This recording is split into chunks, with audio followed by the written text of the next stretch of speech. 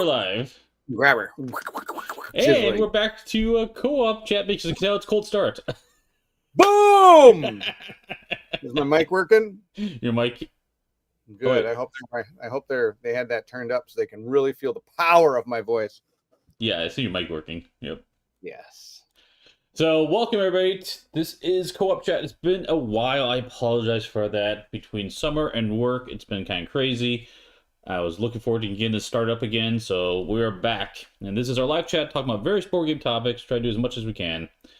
So, can't hear Derek. Derek isn't talking. No, Derek's not talking. Oh, he is talking, but he can't be heard because we've decided to do a new route for Co-op Guild. If we ever want to hear Derek, we just turn him on. Otherwise, we keep him muted. That's our new way we do things here. Derek, yeah, your mic is turned off or something, Derek. So, but yeah, he'll get it figured out here. Yeah. In case people are wondering, he worked about 10 seconds ago. It was. We were just chatting the whole time, so. But anyway, okay. But welcome. Yeah, uneven game coverage, more like uneven co-op chat coverage. True, Marcel. That's true. So it would be nice if we could do it more regularly, but with schedules is always difficult. So it's too late to turn Turk on. Gosh. So I see lots of friends here. Say Chris, Marcel, Darren, how's it going? Hey Avis, how's it going? Ryan, nice to see you. Yeah, Ryan leveled up, sweet. Now Rogue, hey Lane. Chris was his first ever Nat 20, love it. Yep, yay!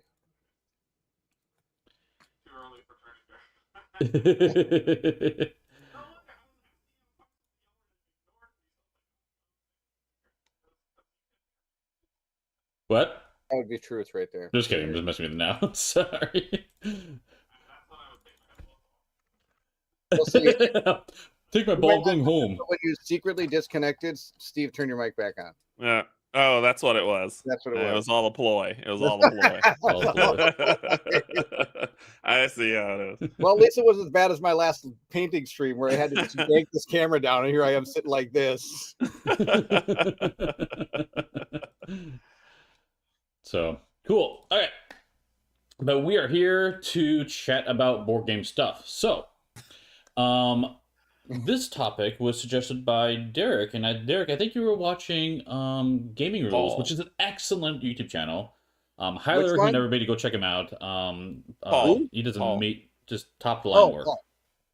Yeah, Paul is the standard for board gaming, in my opinion. Yes. His channel's just amazing. The work he does is amazing. We try to be like Paul. Everyone should try to aspire to be like the great Paul. We don't want less Paul. We want more Paul. That's right. But I don't have a Les Paul, but I have a Les Paul shaped guitar, but it's not actually a Les Paul. Upstairs. That's what I play. There you go. But I guess, Derek, you were watching one of his live Q&As, and this question came up, right? Can you lead into this? Yeah. So the question came up around kind of why is it that that some board games that are seeking crowdfunding are never seen by content creators, and some are, and it's not that it's sporadic. It's there'll be a board game that's coming to crowdfunding, and you'll see a lot of content creators covering it, and then there'll be other board games that you don't see any coverage on it, and it's not, and it doesn't. There's not kind of like this gradient of gray between it. I mean, there is, but it's stark. It's like it's none, probably like a handful, or everybody tries, or a lot of people are covering games to give them exposure, and asking, what is that about? Like, is there a thing with content creators? Is there, what causes that? And one of the people so to cover it, I want to cover this topic to get you guys' opinion from potentially three different areas. One, from the content creator area, which is kind of our space. One, the response that one person gave was from kind of the designer or publisher area. We'll talk about that more.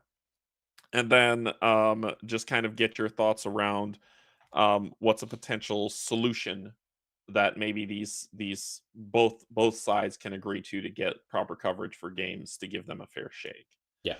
So just to start with, we'll start from from our side of things, from content creation, and I'll just kind of, well, I'll reserve my thoughts, because I don't want to kind of cloud y'all's opinions on that stuff. So I'll save my thoughts on that after, until you two share what y'all are gonna say. So I'll open it up to you two to kind of start. So from a content creator standpoint, why is it that you see this stark contrast of either a game is covered by tons of content creators, or not at all, or like the smallest trickle? I think there's a lot of factors to consider in that as well. One big one is just the sheer number of prototypes or demos available.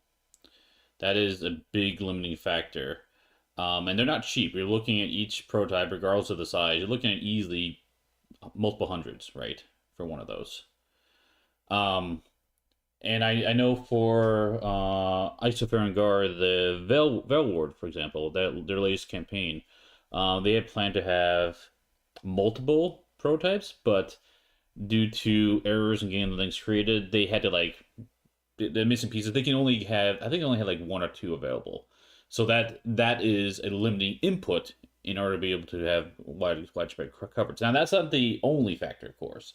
But I'm saying that is a factor that definitely can impact that. Do you But from a content, let's say there's enough prototypes to go around. Let's say that's not an issue, right? I still think this phenomenon, let's call it will still occur. I still think that there's gonna be some games that we covered a lot and some games covered a little, and I think I don't know how best to approach it, but I think it comes down to how people approach their channels. I think is going to be a big driving factor in it.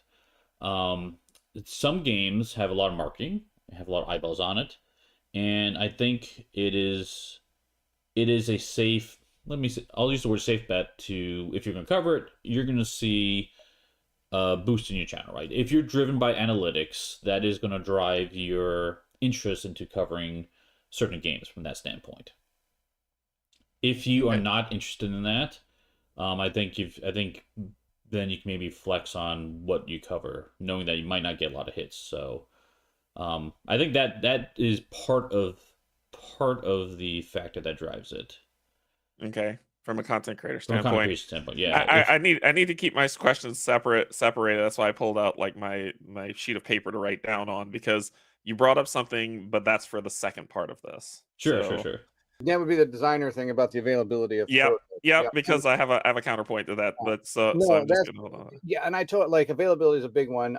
But from a creator's content standpoint, like Steve said, I think other parts would be time, how much time like you have to invest into getting this to your channel. Do you have enough time to get it done before like here's the deadline? I mean, I Hmm. don't know which one you want to put that under, Derek, but deadline definitely plays a factor when it gets from a creator. I've had ones where it's like, okay, I've had prototypes that have been given to me and I've been given months to do it. And I'm like, okay, great. And Hmm. I have enough time to work on it, learn it, get it done, and I ship it off to somebody else. In my video, for example, Echoes of the Sundering that I just did, I got the prototype in May or something, right? I mean, maybe in February. When did we get those? I don't even know. A long time ago, right? And so I did my video, and basically it was done sitting in my queue for a month and a half. And then he's like, okay, we're going live July 15th. I'm like, okay, great. So live when July 15th, I said, go, right? And that made things totally easy. I've had other ones that fall in my lap and they're like, how fast can you turn this around? I'm like, I don't know when you need it by. It's like, oh, next week. I'm like, what? Next week? Okay, well, let me see what the rule book is. Oh wow, it's this PDF sheet of like 90 different keywords and like the rules. This is the rule book right here. And I'm like, what am I gonna do with this in a week? So I Yeah. do whatever I can as best as I can, Yeah. as fast as I can. Yeah, Uh, so I'll split that in two and saying from your perspective, from a content creator's perspective in timing, and we'll save the timing for the other side for Perfect. when we get to the next one. Okay. But like what Steve said is some people think that they need to do it for ratings. The analytics is it's going to really help my channel. Is it worth the time putting in to get what I'm going to get out of it? I can only say for our channel, a lot of the times, I think another thing is from a content creator standpoint, is this something you're going to enjoy? Sometimes channels don't want to do stuff because they're not going to enjoy it. It's not something they're interested in. Okay. So that's something they're not going to do. I mean, I've had people reach out and I'm like, yeah, I'd like to read your rule book. And I look at the rule book, read it, and I'm like, oh, this is a 2-player competitive, like, I don't know, like plant growing game. And I'm like, this isn't something I'm probably ever going to play. Yeah. Alone, how am I going to do it competitively on the channel to show it off, right? So it's kind of like this isn't really going to fit, or else I get a thing like, this is going to be the next installment of a 6-player drinking game. Would you want to do this for us? Like, 6-player drinking game? Well, I drink every once in a while, but I'm not going to drink for 6 people while I try to do this game. Kind of thing. Best stream ever. Drunk Barrett, best stream ever. There might be a few Effenheimers flying around by the end of that once I get a few beers in me, and 6 beers if I'm trying to do a 6-player drinking game. I mean, yeah. Well, let me ask a question to that. One of the things you said where you were like, well, I might not even like this game. Do you feel that in our space, in the content creator space, that there at this time are enough creators to where all the genres are covered? So even if someone came with a plant growing game, there's a content creator out there who loves plant growing games. For your point, yes and no. There are enough content creators out there. Do they all like plant growing games? No. Are there enough content creators out there that would do that game? Yes. Yeah, that's what I mean. That's what I mean. Like not saying like the industry. I mean, there's a lot of content creators that are doing board games. There are, and I think one of the things that I wish content creators would do more often is say, hey, you know what, this really isn't for me, but I know Steve at Co-op Guild would probably enjoy doing a game like this, or might have the time to do this.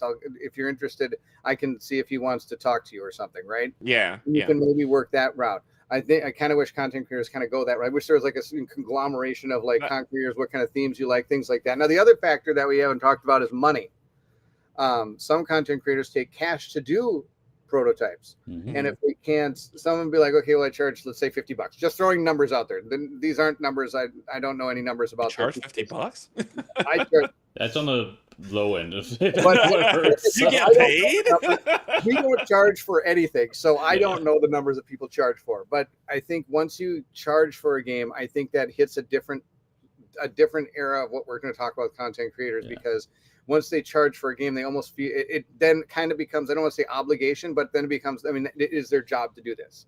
Yeah. Where with us, or me and our channel in general, when people reach out to us and ask, hey, would you do this game? We don't feel obligated to do anything because we don't charge anything. Yeah. It's like, no, I'm sorry. Or like, they'll be like, yeah, I could look at the rule book. Okay. And send me a rule book. I'm like, no, this is not, I'm not going to play a 6-player drinking game. Nope. That's not this channel. Like, it doesn't fit our channel. It doesn't fit. I mean, I don't see any, I mean, that's the other thing is, does it fit your channel? Yeah. Is your community going to embrace this game and be interested in it? Okay. I do a lot with escape room games to help different escape room companies, because I really enjoy that genre. That's a genre that my wife and I play a lot outside the channel. And so being able to help that type of game grow gives us more games that we can play outside of the channel.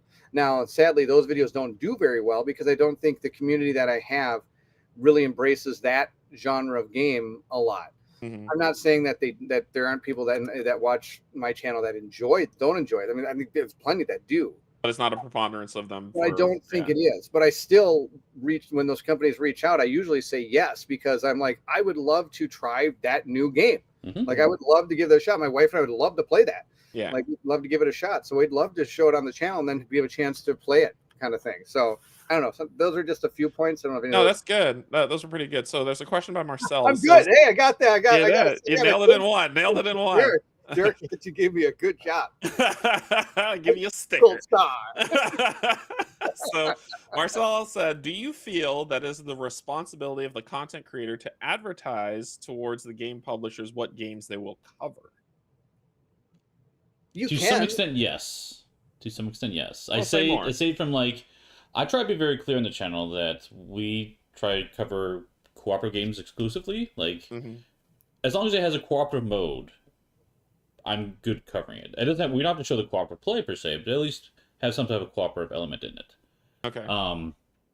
And I've had people reach out. Actually, just the other day, I had a video game publisher, designer, I guess, come out. Hey, you want to cover this video game? Like, I don't do video games, sorry. So like, there's it's fine, easy mistake to make, whatever. But I think it's important for us to do our best job in saying, hey, these are types of games that we are geared our channel towards, so that it can help other people who are looking for guide coverage know who to reach out to. That said, I'm a big fan. I try to do as much as I can. If someone reach out to me like, hey, will you cover this game, and it's not right for the channel for what reasons, or I can't do it for what reasons, I always try to like, I don't just say no. I say no, but this person over here might be a good choice, and I try to give them the contact information.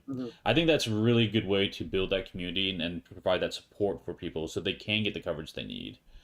That's easier said than done sometimes, right? Yeah. Because do you know who's available? Do you know if they're really gonna like it? Do you know the contact information? I don't know, it's a little difficult, but I try to do as much as I can. So okay. I mean, if you look at my channel, and when I started my channel, I wrote like a 6-sentence blurb on what I'm about. Am I about that now? I have no clue. I haven't read this for 2 years. I have no idea what that even says, but I'm sure in there it says something about I do unboxings and playthroughs of cooperative games. So I mean, yeah, if somebody came at me with apparently my 6-player drinking game is getting a lot of it is you've got a great thing going. You need to love create it. this. Yeah, you need I'll to create write a it. solo mode for this. Somebody wants a solo mode for that, so that might be a thing. Solo mode is called Bad Decisions. That's the title of it. The my wife expansion hammered. She bought a couple long time ago. I forgot what it said. It says something like my life is made with booze and bad decisions or something. I don't know. That's the nature, or that night, my night or something. It's pretty funny. That's awesome. All right, so let's shift from to close out the content creator side of things. It sounds like there's a we few forgot factors. to talk about TTS. Go for it. Because that's another thing. It's like, hey, would you like to do this? I'm like, yeah, I could do that. Do you have a prototype? Well, we use TTS. Do you think you could do something with that? I'm like, no, I can't. I don't know how to work TTS well enough to make your game look good. Okay. I mean, another thing is, is the prototype I'm getting going to help the company? Is it going to look good for me? Am I going to be able to put the game out there in a positive light that would help them? You know what I mean? But I know that it's always, any content is good content. Doesn't matter, right? But sometimes I kind of want to, if I'm playing something and it's not something I'm interested in and I don't like it, I may not portray the game as well as they're hoping. That could be another thing that content creators aren't able to do. I don't know. And there's a difference, because I don't mind TTS. I play Arkham Horror on TTS only because it's easier for you. You don't have to, those the people aren't around. Yeah, I have, Cynthia's in the UK, Kate's in Canada. We wouldn't play games otherwise, so it works. It has a purpose. But 100%. Many games with Steve back before. Definitely instead of I definitely get your point on why you would not want to do that, because a lot of content creators or a lot of people just straight up like Tabletop Simulator, yuck. They don't want. I just don't think I'd give the game. I would give it justice of what it's trying to do, because I wouldn't know. I have a hard time reading digital rule books. I like them in my hand. Yeah. So trying to do something on Tabletop Simulator, it's like, well, the rule book's right over here. And the guy puts his hand over on it. I think it also comes up. I'm like, oh, okay, here's your 63-page rule book on TTS. That's a load TTS. Yeah. And you've got a lot of people saying that, like Chris says, TTS is just hard to watch. It could be good if an observer controlled the camera, but players have to move the screen too much. Alexa says, I also hate TTS. I don't have the means to do it. Sean says TTS is a disaster. That's a big one. A disaster? Probably need. That's a little harsh, but you could say more. Because the disaster means like it's like a steaming pile, and it's like it works. It's functional. TTS works. It's one of the better ones out there. Yeah, I'm with Chris too. Like I think TTS is actually a really good solution if it wasn't for that recording part of it. Yeah. Because you don't have to ship things around. It's cheap, right? You always have the latest version, because the kicker is these demos, and it's already mentioned earlier. Like the demo of Echoes of the Sundering is already out of date because there's already changes, right? Not a problem that way, but like it would be nice to always show the latest and greatest at the time, right? Yeah. Yeah, And with I think there's TTS, a it's always up to date, which is nice. But the kicker is like I it's really really hard for to play TTS and record. And like one subtlety that makes it really challenging is I whatever I'm looking at, the viewers are looking at. Yeah. And in a normal game, I could look at my hand, plan out my turn, while everyone else is while I have the camera looking at the table, right? Can't do that in TTS. As soon as I look at my hand, I have to make a quick decision. I can't plan out my Yeah. turn, and it makes it really hard to play that way, right? And not to yeah. mention trying to keep the motions minimal, which is There is a way to do it. And I'm trying to figure it out myself because I enjoy playing Arkham the way that I'm playing it presently, right? sure. And I think I haven't figured it out, but I think that there's a way to do it to where you can spend time and you can take time to make your decision because once it's in your hand, it's there and it just takes up like 10% of the screen to where so you can think and make your decision. So there's a way to centralize the camera to do that stuff. And I've been playing with ways on how to make that work as I'm doing Arkham to where I'm not zooming around the screen all the time, Right, yeah. getting people dizzy. But I think there is a way to do it. Well, Chris says We just one need way is you could do the. Two Yeah, I think computers. that's one you brought up. Yeah. Yeah. which Yeah, one? two computers Sorry. will work. The other thing I was messing with actually You could is do presets on your computer, or actually use two Oh. different computers. Oh, or something gotcha. like that. You know, like in OBS, you have I can hit a button and it zooms in on that part of Yeah, the. yeah, Like yeah. you could just have the whole big board, and you could preset zoom into different parts of the game. That way, you're not moving all over the place. Well, and what's crazy funny about that also is that there this is where it becomes difficult as a content creator because I remember last year I think at some time there was someone on I can't remember the guy's name but he was like if when people zoom over the board they hate it. He hates it when people zoom. He's just like keep the camera stationary and hmm? just play the game. So Yeah, there'll always it, be people that there's like to. always going to be somebody who doesn't like the thing that you do, right? Hmm? So it just becomes difficult. Interestingly, I did Nemesis Retaliation, and I referenced Dicing with Death. I said, "Hey, if Ooh. you want to watch another playthrough, check out Dicing with Death." Right? And instantly, I got 2 messages back saying, "Dicing with Death is great. I love the fact that you're able to see the whole board and see what they're doing." And then the next comment was, "I can't watch Dicing with Death. It's way too panned out. I can't understand what's going on." Yeah. Straight up comments back to back. It's pretty funny. What's Matt got there? Yeah, man, this uh, is good. I don't know Sean yeah, Shem yeah, Phillips? Shem Phillips. They're from Garfield Games. I know, they made Assyria. I believe he made Assyria, but they do play their games on TTS. Yeah. Yeah, one thing I was trying to do with TTS as well is setting up so I can control or talk to it outside of the actual application. Mhm. But it doesn't work. Like I can't even do simple virtual keystrokes to make it work. So it's really hard to deal with, honestly. You can. Y- We'll talk more about it because there's a way to. I thought so, and it doesn't work. It's like if I press like I don't know, I can remember the commands like tab whatever, right? Yeah. I send a virtual tab command, it doesn't accept it. Oh, okay, okay. I'm like, Yeah, dang, because yeah, it would be really nice if I could have like the viewers, Yeah, interact or help yeah, out, right, yeah, or control the yeah. camera, and that'd be one way to do it. But like I said, TTS has something weird going on. So long story short, TTS would be great, but all these issues. Yeah, there's a thing that someone won't like about it, and there's a thing that someone won't Yeah. like about it. All right, but that's good. That's So let's shift focus and glad let's I go brought from TTS. That was a boil of worms. that's all good. And we're gonna shift focus from content creator to publisher slash dev reasons, right? Yep. There was a couple things I took some notes on. One of the things that you had here, Steve, was you're saying designer availability of previews. I don't think that that's a good excuse in my opinion, Why? because here's the reason why. For my thought of it, they have X number of preview copies that they send out, but they focus it all on the front end of things. So it was before the campaign starts, all the preview copies before the campaign starts. When the campaign is going, they may trickle one, and then and then when the campaign's over, they don't care. Right. But to me, the campaign doesn't end until the pledge manager closes. So during that time, they could still be sending out, they can still be bouncing around these preview copies, getting coverage to continue to drive interest for people who was like, well, I don't know. I don't know if I want it or not, or maybe I don't have the funds right now, or something like that.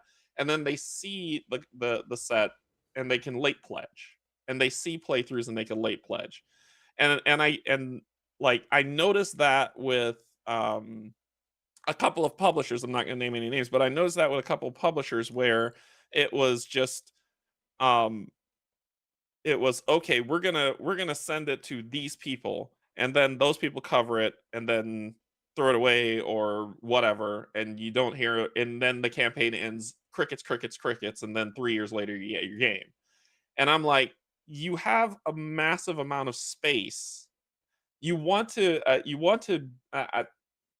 for to try to chase those unrealistic numbers and get and say, okay, well, front load it. If we could fund in 5 minutes this unreasonable amount that will never be able to cover the cost of the game, but we'll say that we funded, sure, let's do that.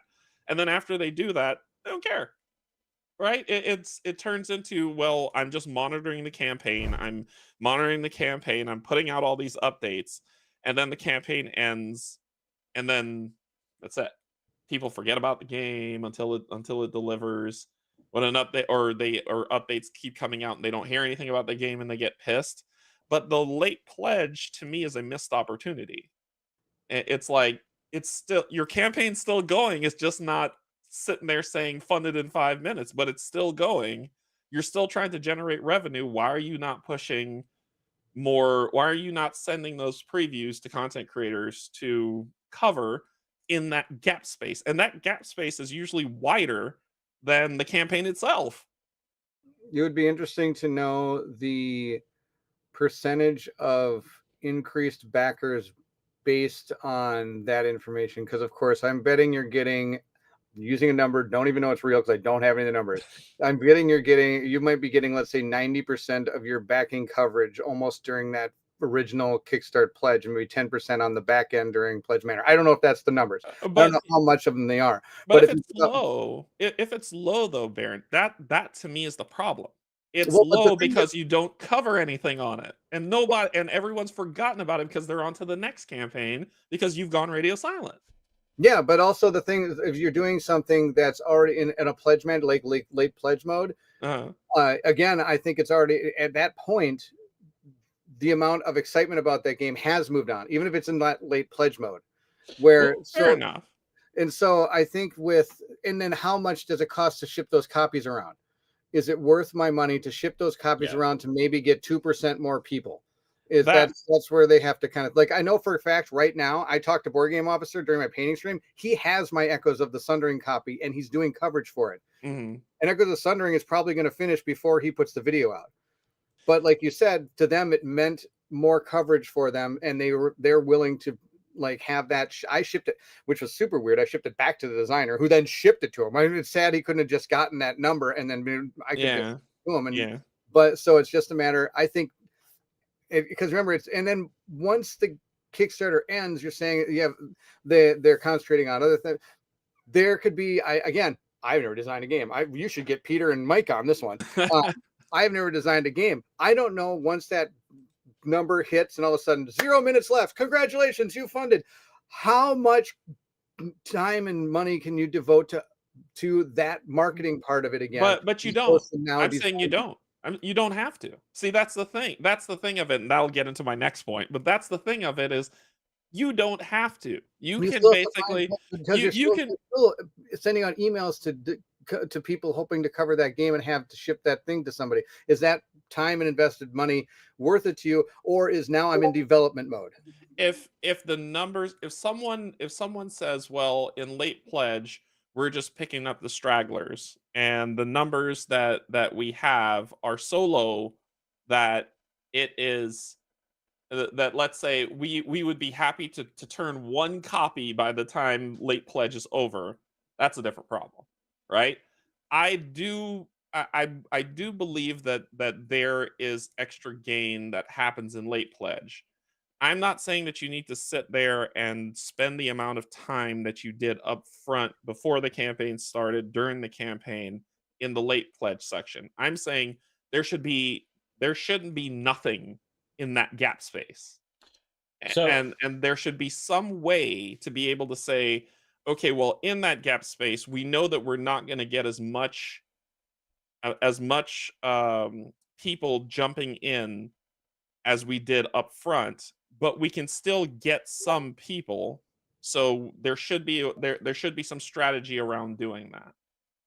That was the first point. There was the main thing that drove the point of this topic was the next point I'm going to bring up. But Steve, you're going to say something. So before I do that, let me get your thoughts. yeah, I think I agree with you, but I also think it's more nuanced. That point. So I think there is opportunity for sure to cover a game even after the Kickstarter's ended before the Pledge Manager. I got a couple things to bring about that. One of them is, would it be successful if the Pledge Manager is not already live? Meaning that, like, hey, I watched this video, I can't back it, I can't late pledge it either. Oh, sorry, I must have misspoke. I'm saying when the Pledge Manager goes live. Oh, okay, sorry. Not so it was a gap. Okay, fair. Yeah.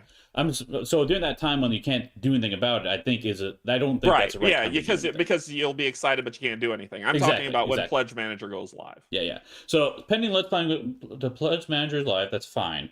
So that's one thing. The other thing is, I think Echoes of Sundering is a perfect example. The game's already changed. Is it valuable to have incorrect information out there at that time that you know is incorrect? So let me counter that point.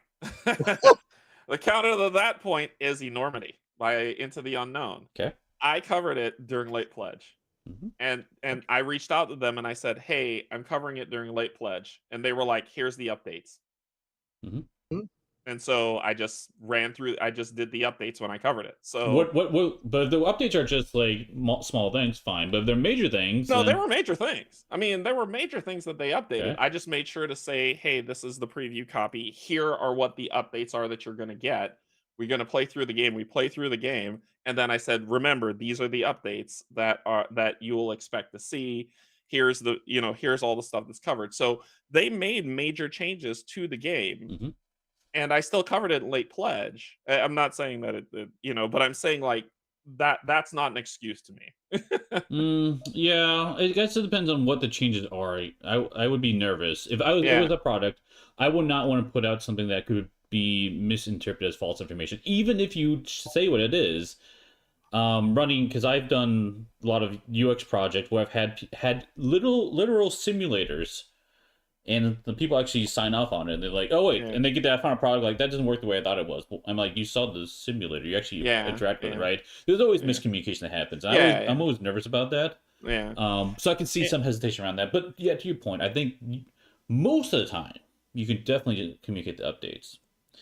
The other thing, I think, is, and this is probably the biggest issue, is getting back to, like, low prototype amounts is a problem.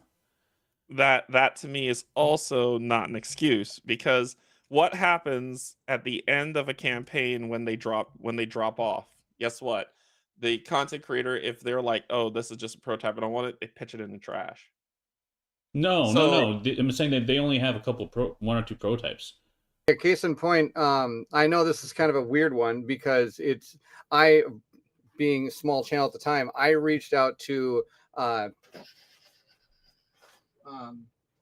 Shadowborn Games for Oathsworn, the prototype Oathsworn, and I talked to him at Gen Con about it because I was super excited about this game, and he said they had a huge issue with prototypes, and they have two. Yeah, they had two working prototypes that they could ship around, and it was too much money for them to make other prototypes, for them to cover the cost to make other prototypes when they had so many fail. So if you noticed, I think they had very limited coverage when it came to actual physical play of that game. It still did fantastic. Obviously, one of the best. It was a huge game. But they were a small company, first time creators. They could not make any other copies, and they even said, we don't even have the money right now to really ship that around for how big that prototype is. We've already picked our people. I wonder if there's another strategy around that too. So usuwant we weren't happy to talk to you, like meet with you and talk about the game, and set up something. So like, they were really still encouraged to want to work with me on for what I was able to do as a content creator. Nothing they were going to do was really going to be something that I would have the means as a content creator to be able to do that I'm comfortable doing. Yeah, yeah. I wonder if there could be some form of community let me say what I'm thinking because I can't find the word to summarize it. So for instance, if you have someone who's going to do, you only have two copies of a game. I'm assuming you separate them regionally for however you're going to do your regions, right? It could be you're going to do it in South America, or you're going to do it in Europe, Really? wherever you're going to do it. That, they could have sent a book Yeah, of wherever you're going to do it. But you can say, okay, well, and I'm assuming the content creators who have coverage of this game, um, they will get either an advanced copy or they'll get a discount or something like that based on how much is raised and success of the campaign and all this other stuff, that they could say, hey, could you cover shipping, like if you're shipping it within the US, like let's say you get a game, Barrett, and the content creator is this new dev who doesn't have the funds and means. He's putting I won't say they are putting everything that they have into creating their dream, and they're like, I don't have enough money to do the shipping, could you cover that? When the game funds, I'll send you a copy. Like, would that be something that's doable from a content creator standpoint to be like that, or do you think content creators would be like, hell no, this is your problem, deal with it? I mean, it's, if the content creators are willing to digest that cost, maybe, but that's also that's not a small ask in some situations, right? Yeah, that's true. That's true. I'm just throwing out ideas. The but I don't want to sidetrack from this. Because there's another point where the main topic that came up, the main reason that came up in Paul's chat that someone posted was that developers find that it's a waste of time to have coverage of a game from a small content creator, because they're not going to see those numbers. Well, I have one more thing to add Okay. before we jump to that real quick. The other issue about the shipping thing is with small prototype numbers is sometimes things get lost in the mail. It's rare, but it does happen, right? Unforeseen things. Yeah. Right, or it gets damaged or something. There's a lot of things, so that is also a factor. I've had that. They're like, oh yeah, we'll send you a prototype, and you'll reach up back, and a week later, like, yeah, something happened, it's lost, I don't know where it is, or they're expensive. Yeah, that's unfortunate. Fair. That's fair. But anyway, sorry, go into your comment, what you're saying about. Yeah, where they were like, it's I think I can't remember the response verbatim, but it's something akin to that. It's a waste of time to send it to somebody who doesn't have the numbers of subscribers. Yeah. And I woefully disagree with that, but that was their opinion to have. And so I want to get you all's thoughts on that in terms of a dev saying that it's not worth it. It's a waste of time. I'm not a dev. I really can't fully answer this question. I can give you hypotheticals. Sure. I can answer this, actually. Oh, okay. Steve can. He's a dev. No, I'm not dev. I love the fact how fast you struck that. Oh, Steve's a dev, not a dev. No. But I've had this conversation specifically with devs. And it was interesting because for a long time, and I'm still nervous about this too, about reaching out and asking for a review copy on occasion, right? And one of the devs was like, no, you absolutely should. I'm like, well, I've got a small channel, small numbers, don't have that big impact. It's like, yeah, but that doesn't matter. I'm like, what would you mean? It says, at cost, like at their cost, because they have, excluding all the markups, right? They can, that cost of that game, send to one content creator. If that one content creator sells one, maybe two games, that's already a profit, right? Because of the markup difference, right? Mm-hmm. And so there's already it doesn't take much for even a small content creator to make an impact from just pure financial standpoint, right? That's talking about review copies. So from a preview perspective, previews are a lot more expensive. So I can see more hesitation around that, because the actual we're talking about how the final production is cheaper than preview, but that's because everything's early advanced. It's a one-of, right? It's a game of numbers, right? Yeah. And so I can understand a little bit there, but I still think that still holds true. If someone as small as myself is able to show it, and some people like it, cool, and they back it, then guess what? You probably financially probably turn a profit. Now, if I'm charging for my content, that changes the equation, right?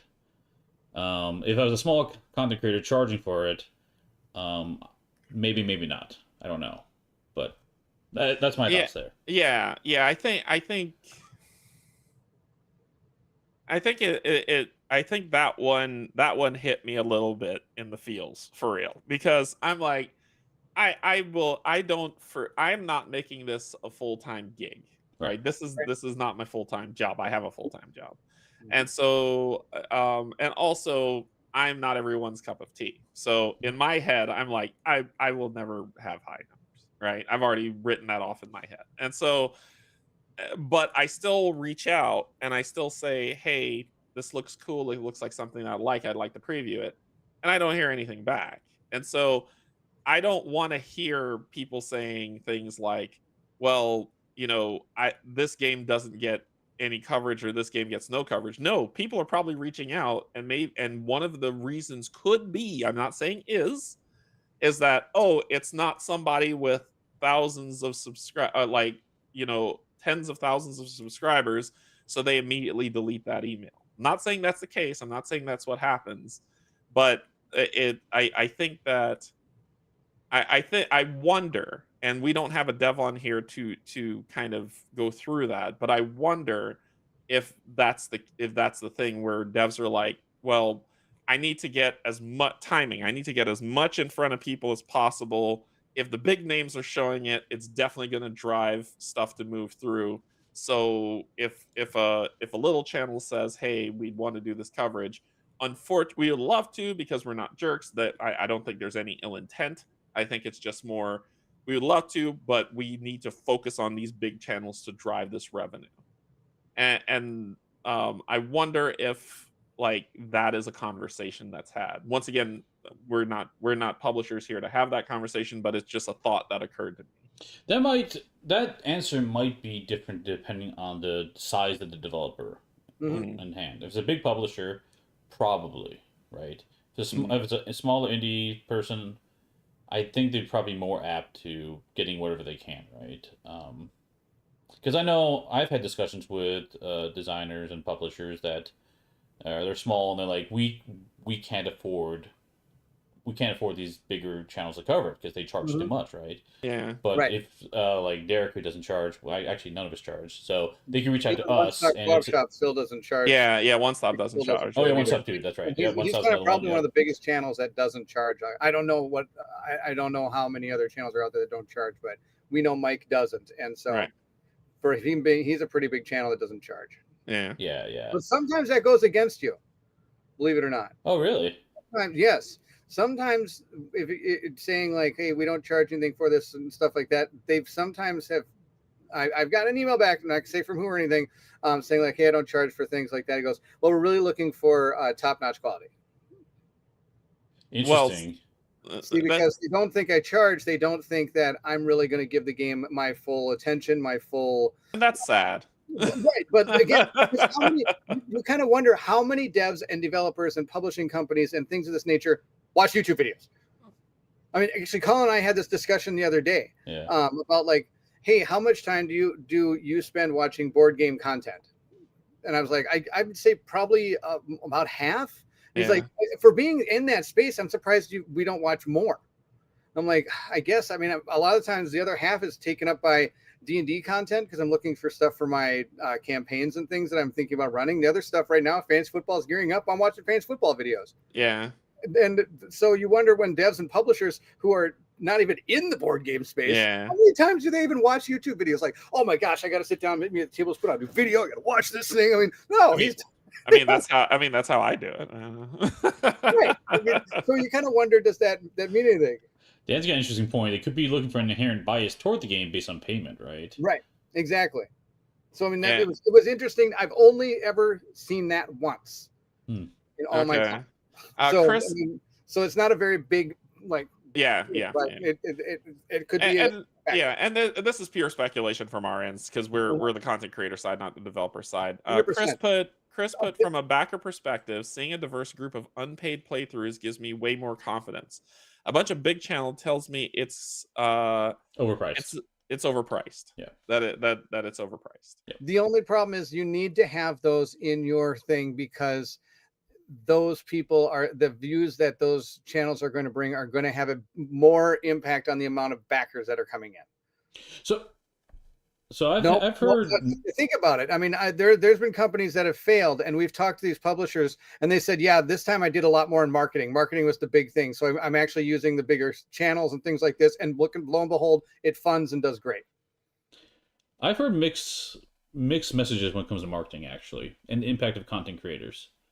I've heard content creators have little impact to it, and the bigger impact is actually marketing ads and stuff like that on BGG like and on Board elsewhere, Game right? Geek, like a big banner on Board Game Geek. Exactly. Yeah, I can just click on that in a second. I don't have to watch anything and see what this is. Oh, yeah, that game looks cool. Exactly. So I think that's the bigger impact, and this is including like Dice Tower and all the big names. Like those ads have more impact than that. That's what I've been told and heard. I've heard a little bit the other way too, but don't let any of the publishers hear this, because I still like to get games. That's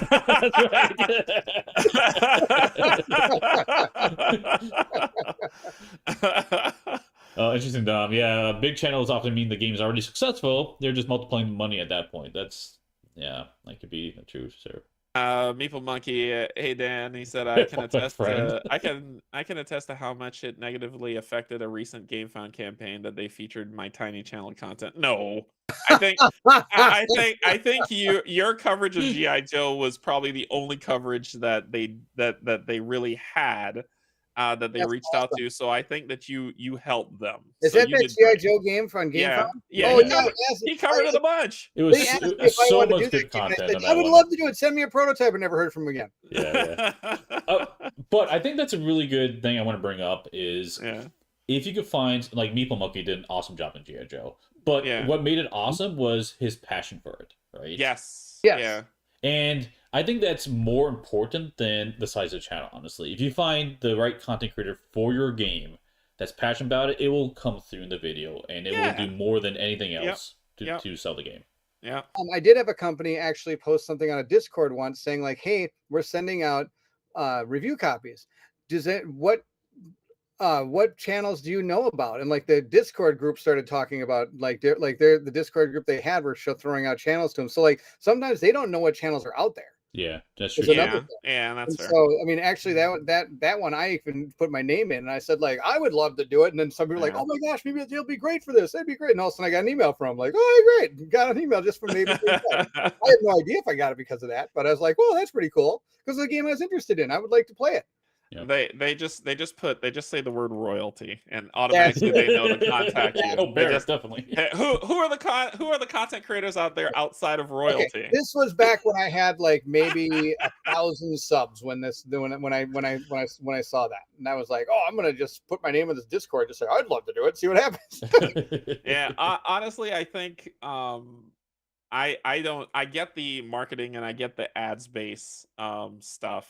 I usually get my information from either you two, Danny, Jen, Colin, or someone else on my Discord that just says, "Hey, have you seen this game?"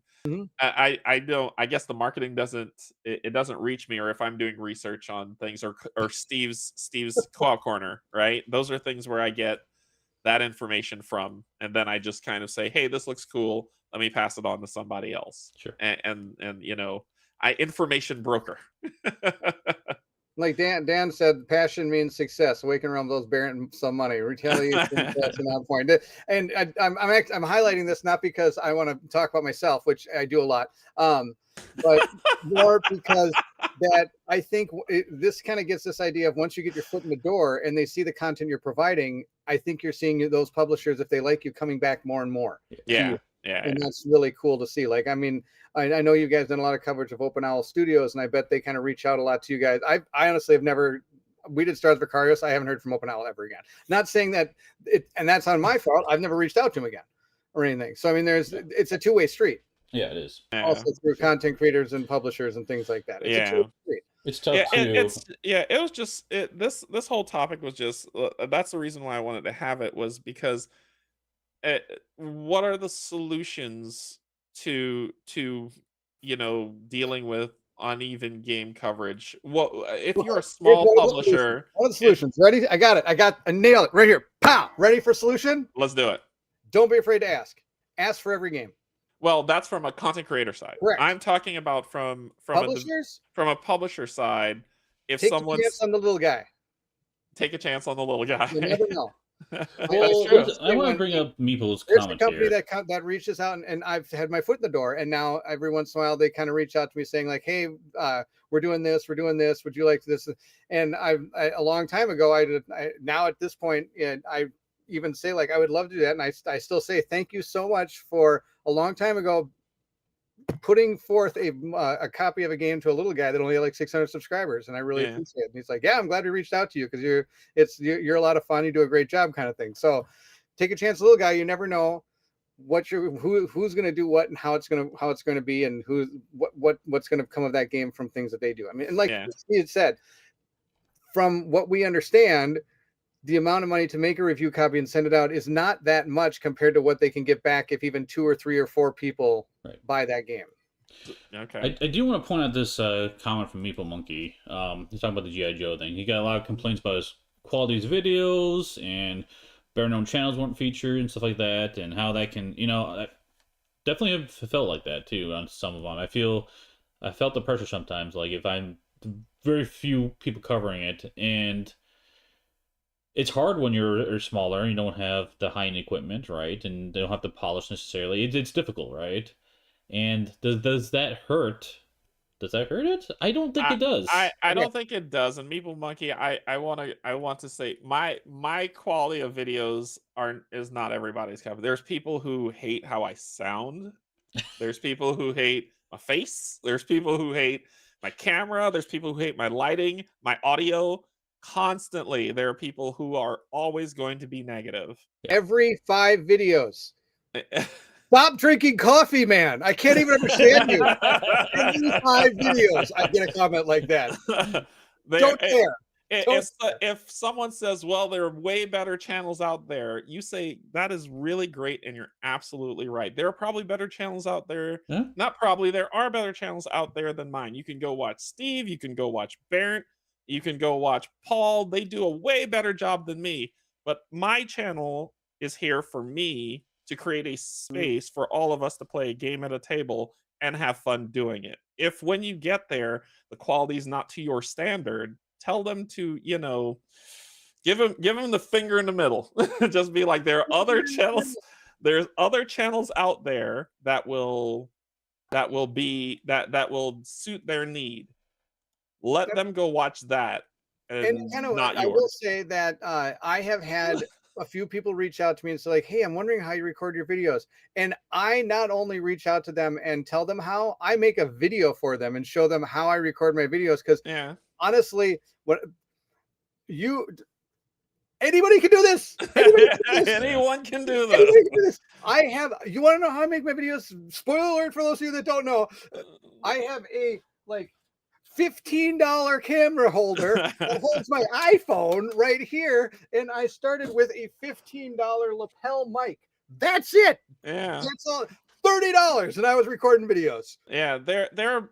Honestly, it comes through. It comes through on how you present your game. You will come through. For me, I feel when I play a game, you get to see the range of my emotions when I play a game. And some people enjoy that, and some people hate it. Some people want me to just, hi, this is this game. We're going to cover it, and I'm going to roll some dice. The dice were rolled. I rolled a 6. And they would be happy with that. Some people enjoy, some people don't. I love Barrett's energy. Like when Barrett's playing a game and his energy comes through, you can see this guy, and you can see how he is, and that's the stuff that draws people to you. And I think you should just focus on that. Don't focus on you can always seek to improve, right? In terms of, yes, lighting and mics are the bane of my existence. Yep. And I Oh, will. that's the other thing I had when I first started.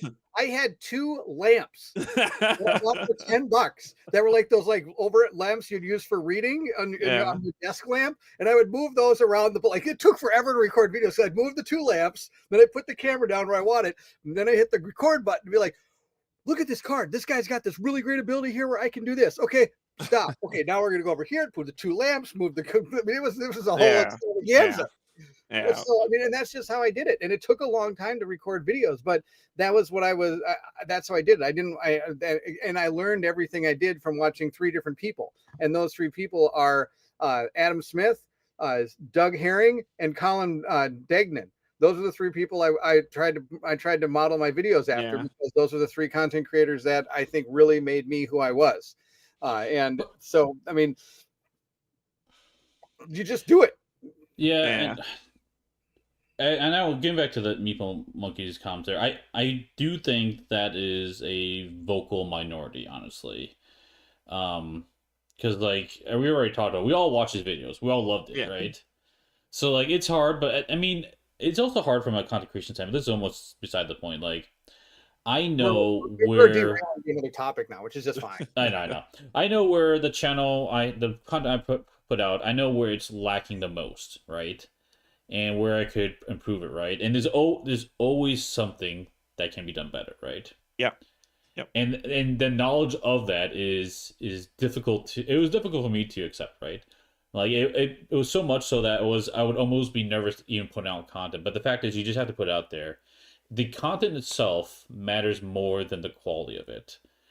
It's just the person who does all this weird stuff I see on the screen right now, you know. So I'm to like do as I say, not as I do type thing, right? Just all this weird stuff I put on there doesn't really matter. I do it because it's for my own enjoyment, really. So, but it doesn't really matter in the longer scheme of things. So yeah, I don't know, but like, if for publishers though, like I still think that's good content, right? I got a lot from Meeple Monkey's coverage of G.I. Joe, right? It was really good. It was fun to watch, and I enjoyed it, right? And it was, like I said, the passion was more important than anything else. So I don't think that was the reason why it struggled at all. So, but. Yeah, I don't think so either. But as I said, it's just one of the things that these 2 guys and others have told me is just kind of just do you and enjoy. And if you're enjoying what you're doing, then you're having a good time. So don't worry about it. But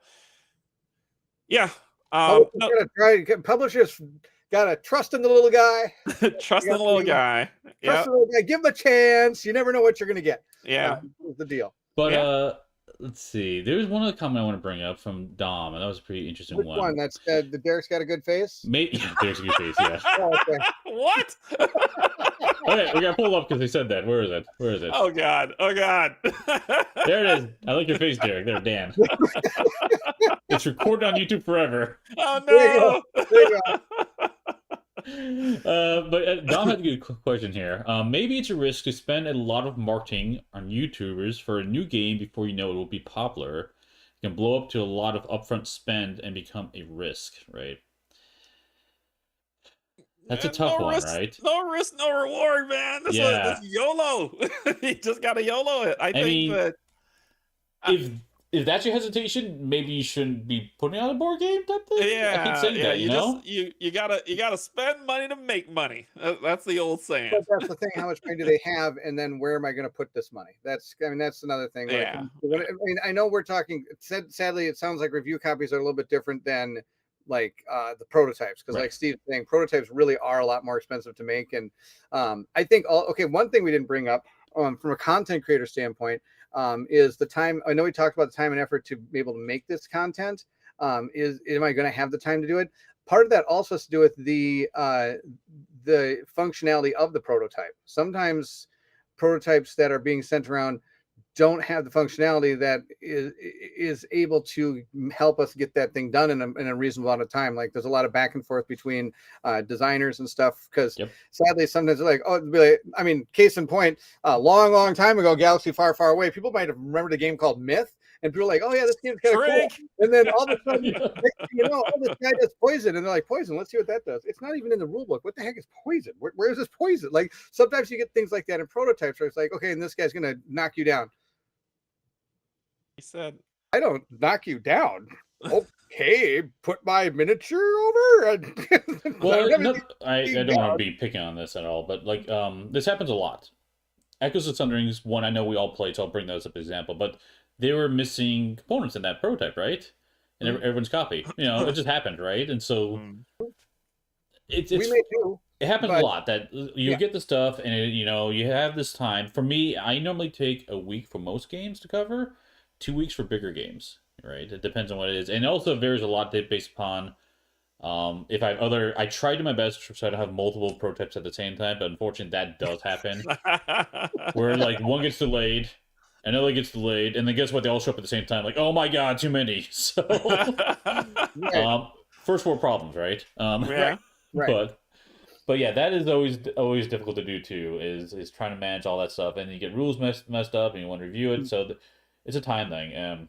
I You're wish not I supposed could to do. mess up. Wait, you're not supposed to mess up rules in board Right. games? No, and you want to do the game justice, Right. and I don't know how you do this, but like then I'll send the video to the designer and kind of say like, hey, do you notice anything that I'm going to change? And I might have said something wrong, right? I may say a few words wrong, and then I'll have to kind of go back in and maybe try to edit that in or reshoot that part or something, because I do want to put my best foot forward if I'm helping doing a game, because I want this to, if I'm doing it, I want it to fun, because it must be something I'm interested in. I'm excited to try like the full copy, right?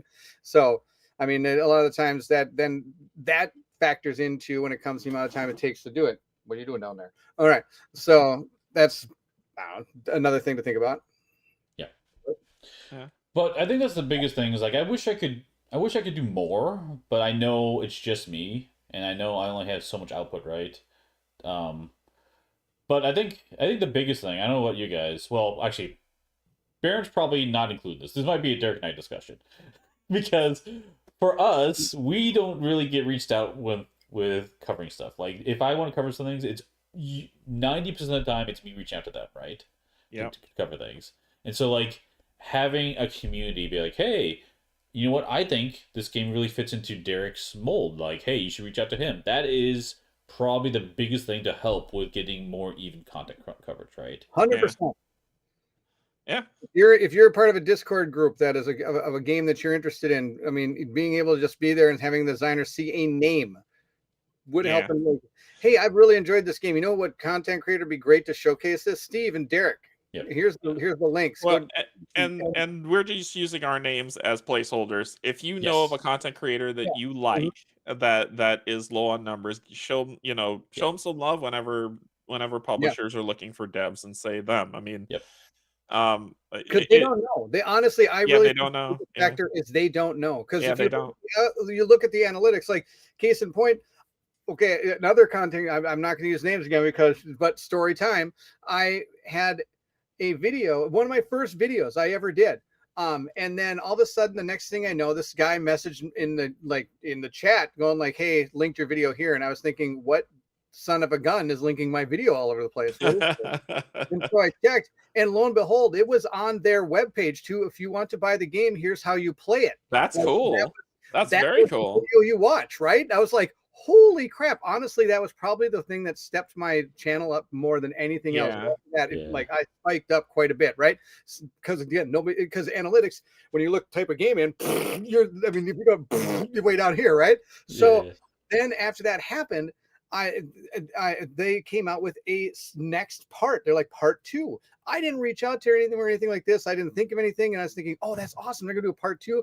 I can hardly. And then the Kickstarter went live, and it showed 3 videos on there, not mine. And I was like, how could mine not be there? Promote the game, like, if you want to play it, here's how. Yeah.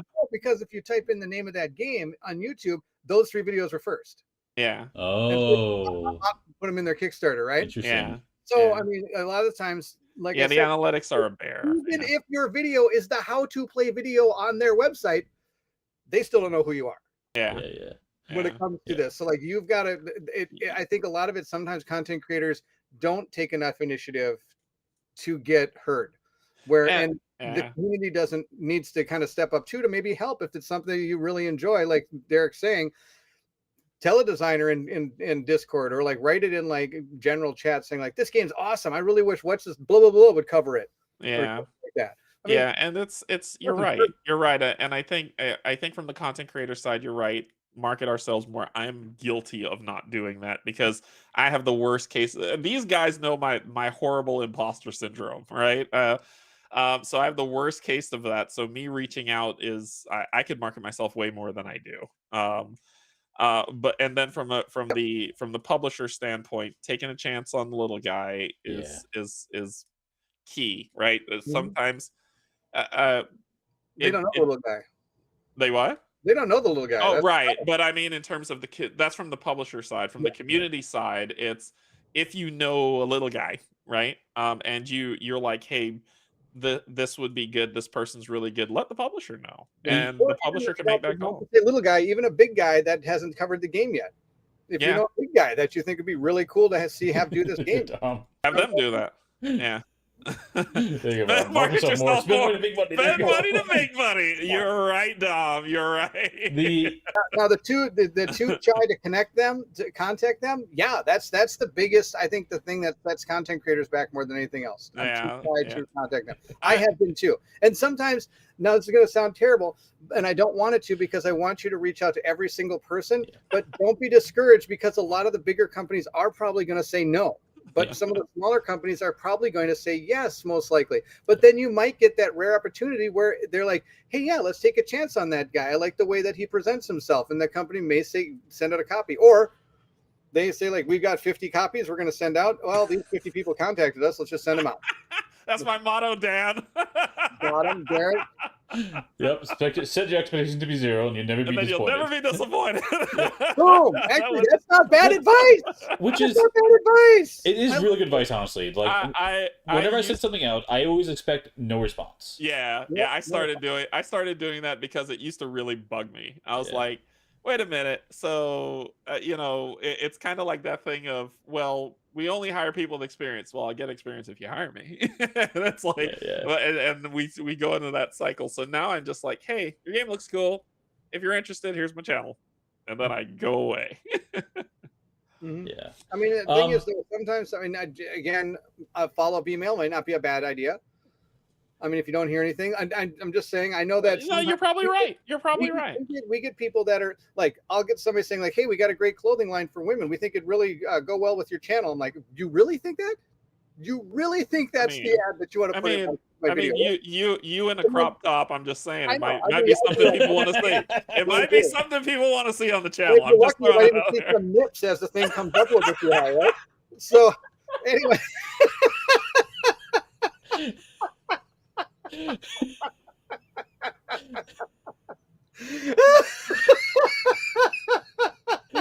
just killed Derek.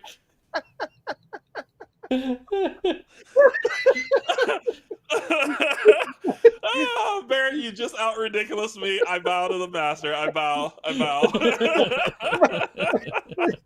my point. The next thing, I got like an email like 5 days later saying, "Hey, just a quick guy." Don't yell, Barry.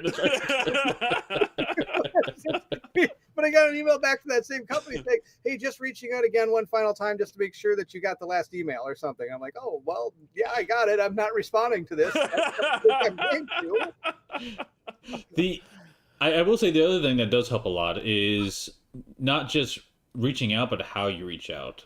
This is something One Stop that was good to learn when I was working with them, is provide some analytics around each channel. That can help.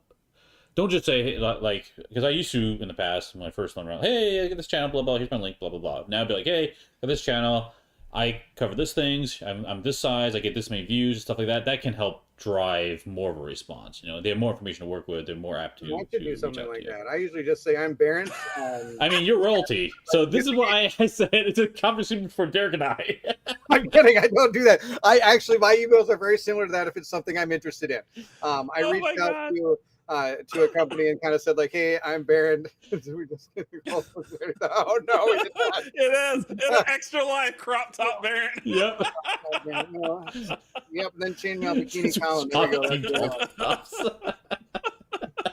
Halter This tops, yeah. week's feature: hot pink halter tops. They're the children. Oh no, you guys are cool. Oh, gosh. Hot topic by Baron. Oh boy. Oh boy. Oh boy. Oh. Oh, this might become a thing now. Hey, Steve did wear a chicken suit. I did. Steve did wear a chicken suit. Yep. Oh, too funny. Oh. But there's one point I want to make, and both Barrett and Mike One Stop Co-op Shops are awesome about this. Is being bigger channels that they are really, really good about, hey, I cover this game. I know the smaller channel that would be, I can send it to them, they'll cover it, and like Mike does a really good job, and Baron too, like, hey, yeah, I think you guys would like this. Let me talk to the publisher and see if they're okay with me sending it to you. Like, that helps a ton from that standpoint, right? And it's free for them, so, but yeah. y'all are gonna give me an asthma attack. This chat's gonna give me an asthma attack. Oh, yeah. Ooh, a marketing sheet. That's a good idea, Jen. Yeah. Yeah, I can market my halter top. Meet me at the halter top. I think this is another one of those things where it's probably the reason why I probably will never have big numbers, is because that to me sounds like work, and then I stop enjoying what I'm doing, and I'm like, I already have a job. I don't want to do that. I don't want to say, hey, I have 100 subscribers. This is my channel. I'm like, your game looks cool. Check out my channel. If it's relevant to your interest, let me know and go from there. And then it's probably why I don't hear back much, because I don't market myself enough. It's just, I know that if I get into that game, I'm going to hate what I'm doing, and I will stop. I will stop content creating. I know that.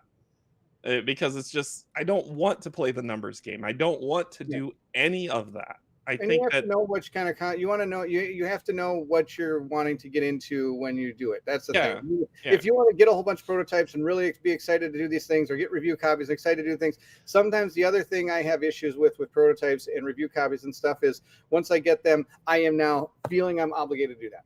And that will bother me. And that will bother me. Is that something that and so a lot of the times when you see unboxings of review copies or something like that, my disclaimer is, this is a review copy sent to me, but I did pledge it too, because kind of thing. I mean, there's a lot of times that we don't get prototypes and reviews of games because we don't want it to feel like work. Yes. At least that's our Colin and my philosophy, and I'm sure it kind of sticks with you guys as well sometimes.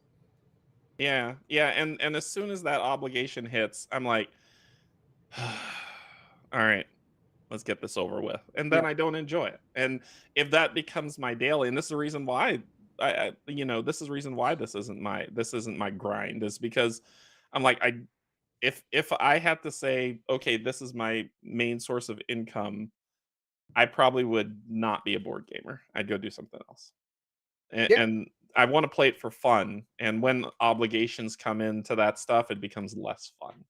And when I have to talk about numbers to people, there's somebody that I remember who it is. I'm just going to say somebody, though, for the sake of this.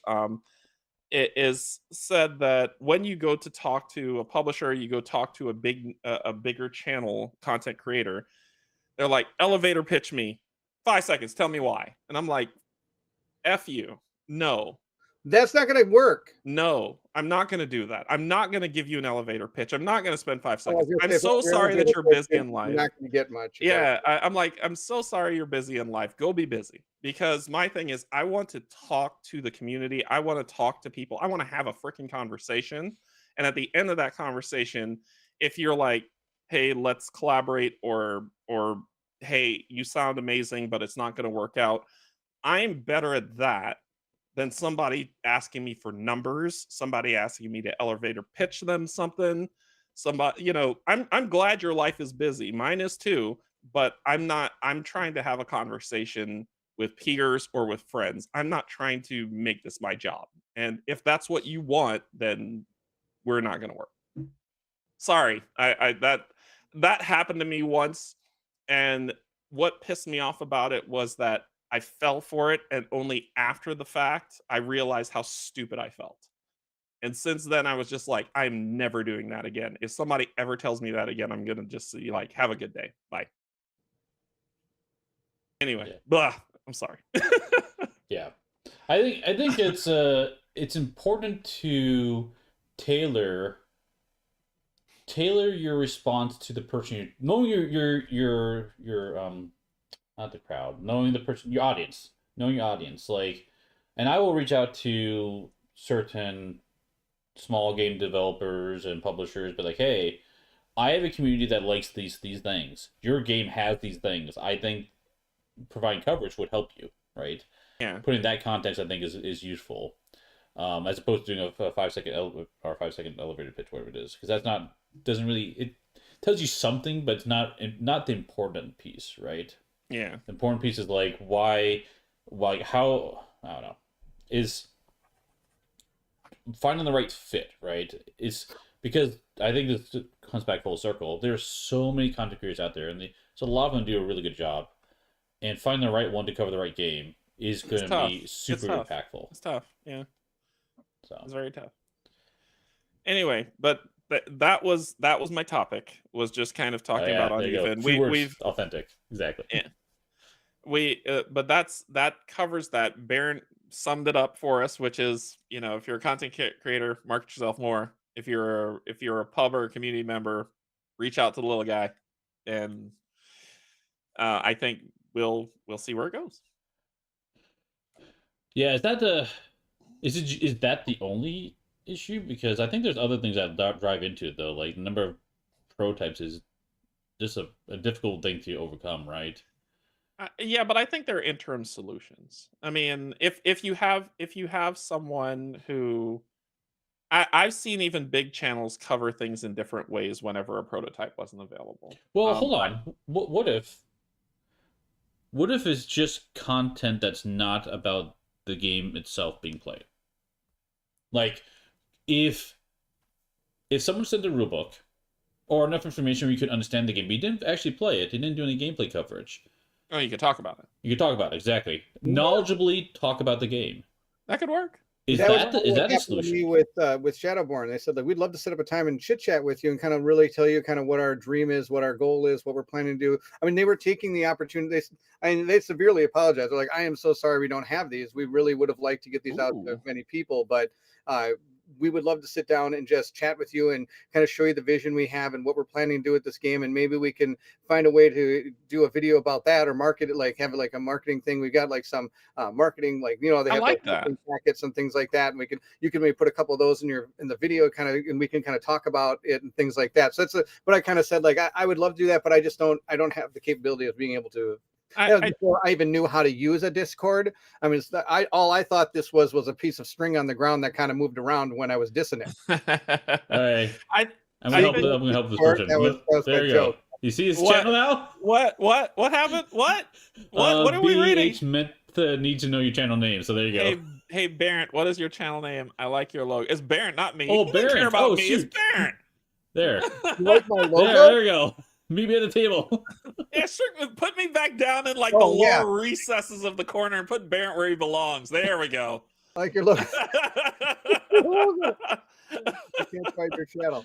Oh, Steve's gonna put the link to my channel in the description of the video. Wow, that was voluntold. Steve, I think that's a really great idea. I actually think that's a pretty cool idea. It's not done a lot, like very rarely. That would be cool. It'd be something. It wouldn't take much work, honestly, but it'd be something. So. Coming to a channel near you, potentially. That is Derek and Steve are going to start doing this. I think it would be. My brain is like cooking up like how it would work, and I think it would be amazing. Yeah, you're going to call it Dev Corner every week. call it co-op. Oh wait. Co-op corner. Yeah. I know you call it. You could call it Triple D, Dev Delight with Derek. Wow. New channel, new weekly episode. Death to Light with Derek. Awesome. No, Steve, we'll talk more. Yep. I what I have in my head sounds like it would be pretty darn amazing. So Yeah, I want Liz Steve does to a good plan job for with it. that. Exactly. That's a very good example from Yes, Yeah. she beyond does. She talent does a lot of awesome stuff like that. Yeah. Yep. All right, cool. Good chat, guys. This was a good one, and it felt good to get a co-op chat off Yeah. on the 100%. books again. So it's been a while since we had one of these. So, Yep. But yeah, I think good part to end it. What's coming up on your channels? Let's start with Derek, so Baron can think about it. That's right. I have to think. Barrett's Good, like Derek. he's gonna What do you do. got coming Barrett's up? like he's gonna do everything. What's coming up? So I on the channel, Derek's dinner with the devs. That would be There cool. we go. I'm going to be playing Arkham Horror on Sunday. On Tuesday, I'm going to be covering a prototype. On Thursday, Aeon's End. Friday is my son's birthday, so it'll be Woo-hoo! How old? so that weekend will probably be off, and then Sunday I'll be covering another prototype. How old? He's going to be, now you're going to ask me this, I think he's going to be 15. Oh, he's gonna start driving. That's amazing. My Oh, son boy. just got his permit. Have fun. Actually, no, he's going to be 14, not 15. He's going to be Oh, 14. yeah, 14. yeah. 14. One away from driving. He's going into the 9th grade, so 14. Yeah. So Good stuff. cool. Yeah. Barrett, what do you got coming?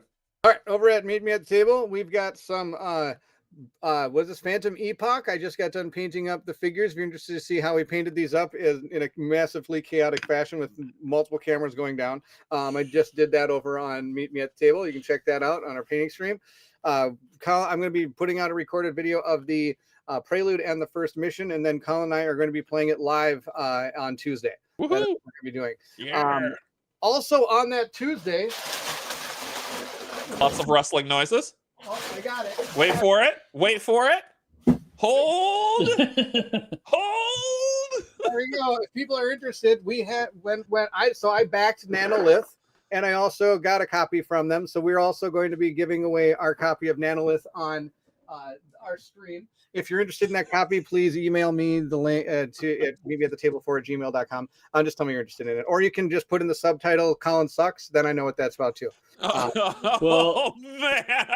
Oh no! That was we do have a actually question for you, from Baron, the live though. stream. Alexis That wants to was know from if the you have live any halter tops. Nope, we're not doing any not giving away halter top yet. I've got to wear it, but then I will auction it off for the children. A worn halter top. That's what we do. If I have to play that stupid saxophone game, you're Yes, wearing you a do. damn halter top. All right, sounds great. Let's see what else are we doing on Meeting at the Table. I'm going to do some more painting streams. My son and I have gotten into Warhammer, so we are going to be. He and I are in a league together. I play the Adeptus Custodes, so we are going to be recording our league game on Meet Me at the Table. On top of that, I have. What else am I doing? I think that might be it. I want to do another Nemesis video because I've only showcased 2 of the 3 factions. So we're going to do another one of those. And then I'm going to do the Untold Stories. And I might have Colin join me on that as well. We'll see if that happens. But July and August are usually a lot tougher for me. We got a lot of family trips coming in here. We also have, so does Colin. So it's going to be kind of sporadic content. Okay. Alexis asking about the saxophone game. It is amazing. It's actually not a very good game, but at all. But it's just a silly fun game. And you take the word fun out of it. Nope, it's fun. It's a Keeping it silly game. saxy. It's a Kenny G game. So go Just check a- our channel. Because Steve told just me he as- played the saxophone. It's just as stupid as you imagine. You need to bring out the saxophone, Steve. I don't have it near me. No, I don't care. You got to find it or rent one. No, I have no. one, but I don't have it near me. No, No, Barrett. all right, This- I don't- We've got. It's all we've upstairs. I got. gotta get it. We've got extra life coming. Oh yeah, this is my revenge. I got a plan. We should all play our instruments together as the beginning of the next. What do you call it? I love that you think I'm musically inclined. No, you are. I can send you a nose flute. You'll be fine. There you go, Chris. There it is. Stupider than you imagine, and it's glorious. That's a good summary of Stupid and Sexy. Yes. Steve, what do you got coming up? Come on, man. I what's have Monday, we'll do Marvel United. Tuesday, I'm dropping a preview playthrough and impressions video for Exoterra, which is launching that day. Wednesday, I am playing Echoes of the Sundering with Derek and Designer, because we're going to check out the new content he has planned. Woo! So it'll be a live play with them. And then Friday, I'm doing a Gen Con preview and general tips and stuff for Gen Con, which we'll be at the following week. So that'll be next week for content. Cool. There you go, Dom. Music instrument pack from Marvel United. I am not musically inclined. I am an athlete. I am not a musician. So you could show me running on the beach to Barrett playing something on his multiple instruments that he knows how to play. How about we're halfway there, right? Living on a prayer, it could be running down the beach. Oh, that's how to do it. You can we could do the what's the name of that game where they have like the what's the name? It was a video game that was on the PlayStation that you got like these instruments and you could play them. There's a guitar, the drums. Oh, that's Rock Band. I've got that out there. Rock band. Yeah. I bought that during the COVID. That was my midlife crisis. I bought all the drums. I bought 2 guitars. I bought 3 microphones. I got it all. I even brought the keytar. Oh, boy, baby. The keytar. Wow. I even said polo to Steve about my keytar playing. Oh, yeah. Altar tops, they're halfway there. Oh, there we go. Halter tops are halfway there. That's what Derek should be wearing that. He's wearing the halter top as he runs down the beach. No, because Guitar Hero was just the guitar. That's Rock okay. Band Rock is what he's Band's talking about. Rock Band's the one that had. I may have spent a sad amount of money on music during that COVID era because I was my midlife crisis. I think I spent about $200 on songs for that, and we got quite the selection of songs to play in Rock Band. Yeah. Yep. All right. I love it. Cool. I gotta run to a board game store to meet Mark to play some board games. We're playing Nemesis. I've got to clean the house. What? Get to work. Well, thanks, Derek and Baron, for jumping on. It's always a blast chatting with you guys. So thanks everyone Thank you, Steve, for hosting us. I know you're the Yes. one that puts in more of the legwork when we do. I just sit down and hit, and if I'm lucky, it works. Yeah. But you're the one that's got the you're the genie behind genie. You're the wizard behind the screen. Wow. I guess you're the genie of the lamp. You're gonna say he was the genie in the bottle? I am not going to rub him the right way. Or were you gonna sing some Christina Aguilera? I am not rubbing him the right way ever. Ever rubbing Steve. Never rubbing Steve. All right, thank you everyone for stopping by. We'll see you next time at the guild. Take care, Bye-bye. everyone.